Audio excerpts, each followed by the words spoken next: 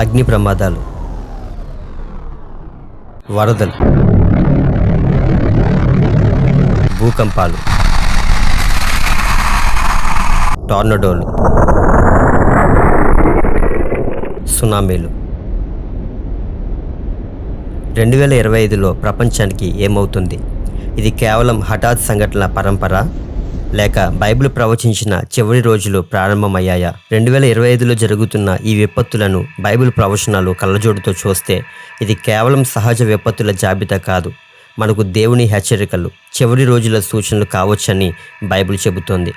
ఇక ఈ వీడియోలో న్యాచురల్ డిజాస్టర్స్ను బైబిల్ ప్రవచనాలతో కలిపి మీకు చెబుతాను. ఇప్పుడు మనం చూసేది 2025లో జరిగిన భయంకరమైన విపత్తులు. అవి బైబిల్ చెప్పిన ప్రవచనాలతో ఎలా సరిపోతాయి? సత్యం తెలుసుకునే ప్రతి ఒక్కరికి ఇది చేరాలంటే లైక్ చేయండి, షేర్ చేయండి. మీరు దేవుని రాకడకు సిద్ధపడాలి అంటే మా స్వరూప్ బీపీఏ ఛానల్ను తప్పకుండా సబ్స్క్రైబ్ చేసుకోండి. 2025లో జరిగిన అతిపెద్ద విపత్తులు. జనవరి నెలలో అమెరికాలో కాలిఫోర్నియా అగ్ని ప్రమాదాలు. 57,000 ఎకరాలకు పైగా కాలిపోయాయి. 30 మంది చనిపోయారు. మార్చి నెల 28 మయన్మార్, థాయిలాండ్, చైనా, వియత్నంలో భారీ భూకంపం వచ్చింది. దీని ద్వారా డైరెక్ట్గా 5,352 మంది చనిపోయారు. 11,404 మంది గాయపరచబడ్డారు. చాలామంది నిరాశ్రయులయ్యారు.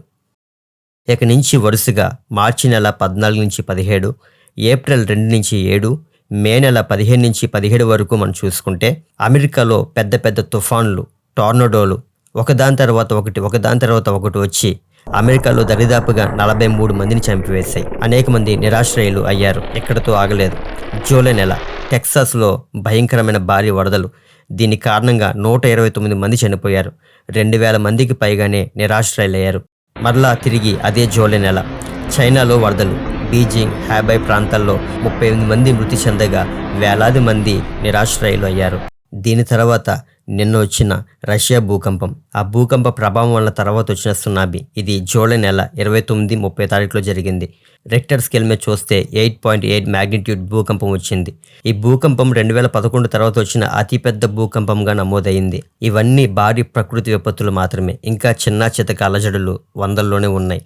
బైబిల్ ప్రవచనాలు, అంత్యకాల సూచనలు మనం చూస్తున్న ప్రకృతి విపత్తులు, భూకంపాలు, ఈ మహమ్మారులు ఇవన్నీ దేవుని హెచ్చరికలు.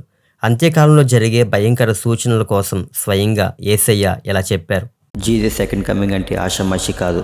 మత్తయి సువార్త 24, లూకా 21వ అధ్యాయంలో కొన్ని మాటలు. లోకారంభం నుండి ఎప్పటి వరకు అట్టి శ్రమ కలుగలేదు, ఇక ఎప్పుడును కలుగబోదు. అక్కడక్కడ గొప్ప భూకంపములు కలుగును, తెగులును, కరువులను తటస్థించును. ఆకాశం నుండి మహాభయోత్పాతములను, గొప్ప సూచనలను పుట్టును. మరియు సూర్యచంద్ర నక్షత్రములలో సూచనలను, భూమి మీద సముద్ర తరంగముల ఘోష వలన కలవరపడిన జనములకు శ్రమయు కలుగును. ఆకాశమందలి శక్తులు కదిలింపబడును గనుక లోకము మీదకి రాబోచున్న వాటి విషయమై భయము కలిగి మనుషులు ఎదురు చూచుచు ధైర్యము చెడు కూలుదురు. ఆ దినములు తక్కువ చేయబడకపోయిన ఎడల ఏ శరీరం తప్పించుకొనడు. ఆ దినముల శ్రమ ముగిసిన వెంటనే చీకటి సూర్యుని కమ్మును, చంద్రుడు కాంతిని ఏడు, ఆకాశం నుండి నక్షత్రములు రాళ్ళను, ఆకాశమందలి శక్తులు కదిలింపబడును. అప్పుడు మనుష్య కుమారుని సూచన ఆకాశమందు కనబడును.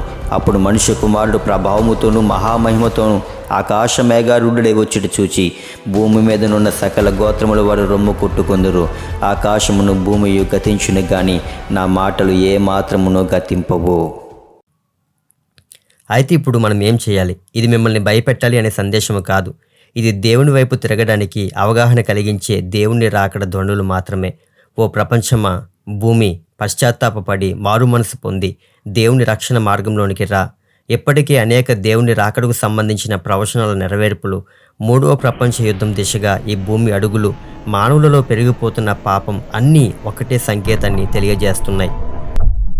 అంతం వస్తుంది.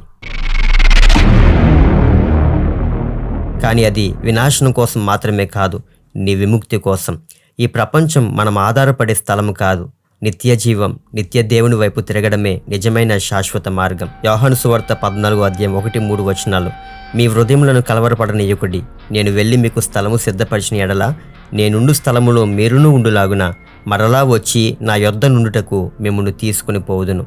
యేసయ్య తన స్వాస్థ్యమును కొనిపోవడానికి అతి త్వరలో రాబోతూ ఉన్నారు. ఆయన తన స్వాస్థ్యము కోసం రావడానికి సిద్ధపడుతున్నారు. మరి నువ్వు సిద్ధమా? జీసస్ కమింగ్ సూన్ అని మీ కామెంట్ని టైప్ చేయండి. ఇలాంటి మరిన్ని రాకడ వర్తమానాల కోసం మా ఛానల్ని సబ్స్క్రైబ్ చేసుకోండి. మా వీడియోను లైక్ చేసి షేర్ చేయండి. May God bless you.